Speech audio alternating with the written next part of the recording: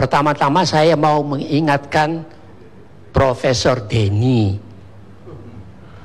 Dia kan sudah S3, jangan-jangan jadi S-teler. Pada waktu saya mulai mengajar tahun 59, Ruhut Pohan mungkin belum lahir, termasuk Denny ini. Ini kan anak-anak ingusan kemarin.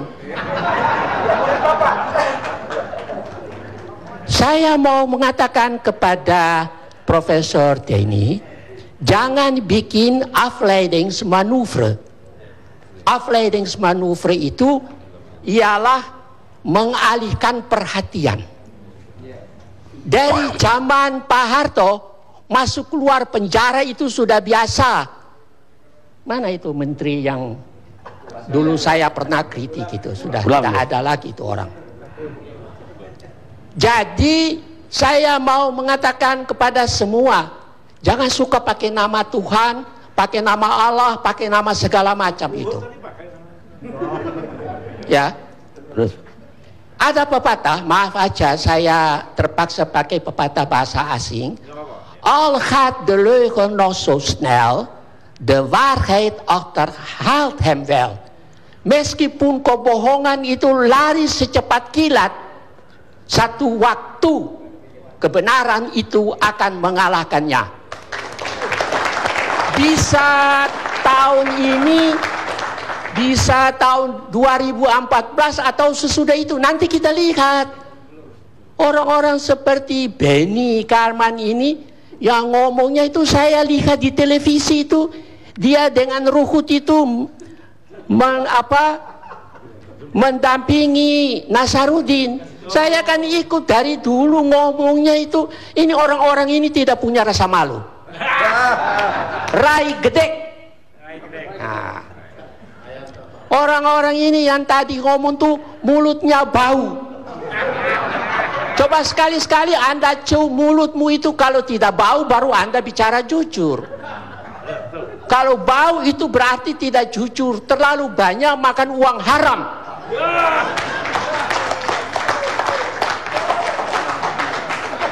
Pak Karni, ada dua ahli hukum kebetulan dari Belanda, termasuk saya mau kritik seorang S-teler juga, profesor beberapa waktu yang lalu bicara di TV One tentang masalah tabrakan. Ya toh, ini polisi ini kan sudah rusak. Ya.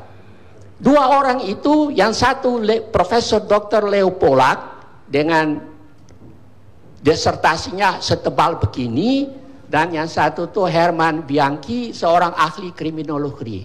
Mereka menulis begini singkatnya, strafrecht is een slecht recht.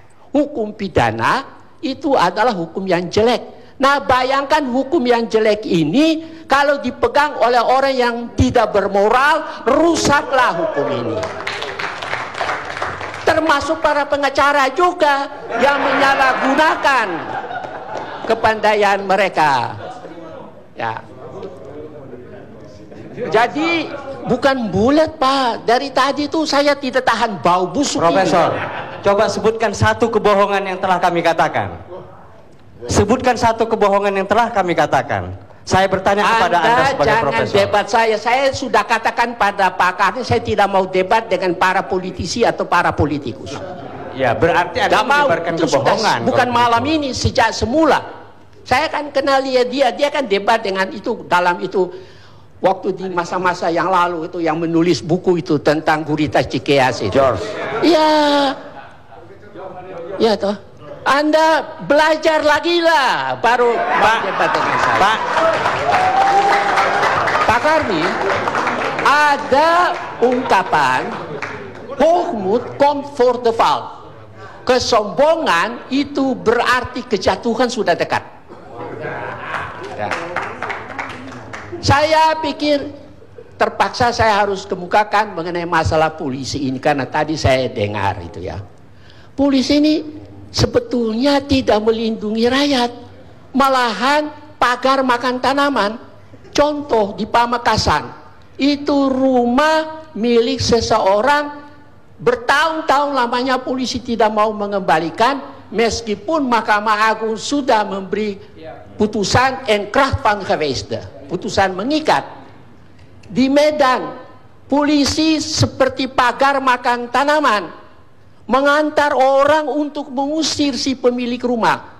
Saya berharap dua ungkapan ini didengar oleh polisi. Kapolri, ya toh, supaya, atau kalau dia mau dengar, gunting kumisnya dulu, kasih baik-baik.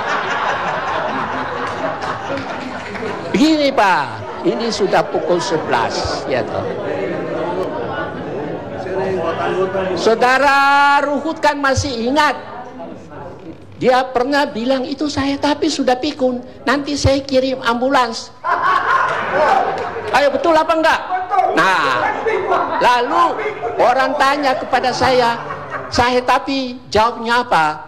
Saya bilang tidak perlulah, orang seperti Ruhut itu kalau saya jawab, harga diri saya jatuh. Tetapi karena didesak, termasuk harga diri saya juga jatuh kalau ini nantang saya. Si Pohan ini orang Batak kan, begitu kan. Saya hanya mau mengatakan kepada mereka, the twee praten als een kip zonder kop. Keduanya itu bicara seperti ayam tanpa kepala. Terima kasih. Oke. Pemirsa, saya belum pernah menghadapi diskusi seberat ini. Saya bingung yang mana yang benar jadi. Tapi yang jelas, fakta yang politisi hadapi adalah kurangnya saling hormat antara para pencuri daripada semestinya, dan bukan fakta bahwa mereka adalah pencuri. Henry David Thoreau, penulis penyair Amerika, meninggal 6 Mei 1862. Kita ketemu di Indonesia Lawyers Club yang akan datang.